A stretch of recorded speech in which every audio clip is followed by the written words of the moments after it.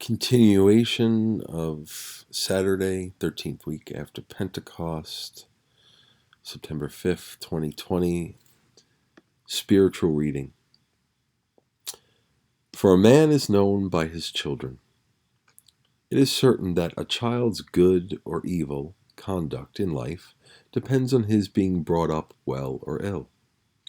Nature itself teaches every parent to attend to the education of his offspring. He who has given them being ought to endeavor to make life useful to them. God gives children to parents, not that they may assist the family, but that they may be brought up in the fear and love of God, and be directed in the way of eternal salvation. Quote, "We have," says St. John Chrysostom, "a great deposit in children. Let us attend to them with great care." Unquote. Children have not been given to parents as a gift which they may dispose of as they please, but as a trust, for which, if lost through their negligence, they must render an account to God. The Scripture tells us that when a father observes the divine law, both he and his children shall prosper. Quote, "that it may be well with thee, and thy children after thee, when thou shalt do that which is pleasing in the sight of God." Deuteronomy 12:25. The good or bad conduct of a parent may be known from the kind of life his children lead. Quote, "For by the fruit the tree is known." Matthew 12:33. A father who leaves a family when he departs this life is as if he had not died, because his children remain and exhibit his habits and character. Quote, "His father is dead, and he is as if he were not dead, for he hath left one behind him that is like himself." Ecclesiastes 30, verse 4. When we find a son addicted to blasphemies, to obscenities, and to theft, we have reason to suspect that such, too, was the character of the father. Quote, "For a man is known by his children." Ecclesiastes 11, verse 30. Hence, Origen says that on the day of judgment, parents shall have to render an account for all the sins of their children. Hence, he who teaches his son to live well shall die a happy and tranquil death. Quote, "He that teaches his son, when he died, he was not sorrowful, neither was he confounded before his enemies." Ecclesiastes 30, 3 through 5. "And he shall save his soul by means of his children, that is, by the virtuous education he has given them." Quote, "She shall be saved through childbearing." 1 Timothy 2, verse 15. But on the other hand, a very uneasy and unhappy death shall be the lot of those who have labored only to increase their possessions, or to multiply the honors of their family, or who have sought only to lead a life of ease and pleasure, but have not watched over the morals of their children. St. Paul says that such parents are worse than infidels.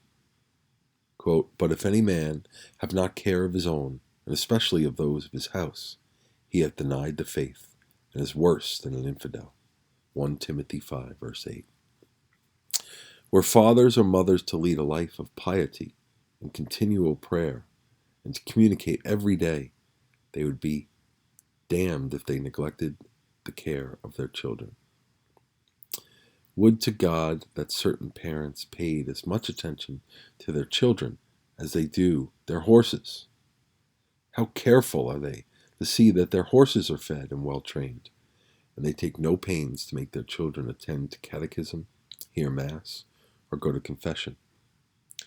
Quote, "We take more care," says St. John Chrysostom, "of mules and horses than of children."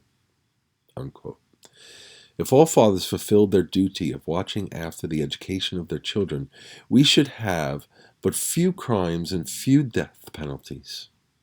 But the bad education parents give to their offspring, they cause their children, says St. John Chrysostom, to rush into many grievous vices, and thus they deliver them up to the hands of their executioner. Hence, in Lacedaemon, A parent, as being the cause of all the irregularities of his children, was justly punished for their crimes with greater severity than the children themselves. Great indeed is the misfortune of the child whose parents are vicious and incapable of bringing up their children in the fear of God, and who, when they see their children engaged in dangerous friendships and in quarrels, instead of correcting and chastising them, rather take compassion on them and say, quote, "What can be done? They are young and must take their course." Oh, what wicked maxims! What a cruel education! Do you hope that when your children grow up, they will become holy? Listen to what Solomon says, quote, "A young man according to his way, even when he is old, he will not depart from it." Proverbs 22, verse 6. A young man who has contracted a habit of sin will not abandon it even in his old age. Quote, "His bones," says Job, "shall be filled with the vices of his youth, and they shall sleep with him in the dust." Job 20, verse 11. When a young person has lived in evil habits, his bones shall be filled with the vices of his youth, so that he will carry them with him to death. And the impurities, blasphemies, and hatred to which he was accustomed in his youth will accompany him to the grave, and sleep with him after his bones shall be reduced to dust and ashes. It is very easy when the young are young. It is very easy when they are young to train up children to habits of virtue, but when they have come to manhood, it is just as difficult to correct them if they have learned habits of vice. So concludes spiritual reading this Saturday morning, 13th week after Pentecost. Have a blessed day, O slaves of Mary.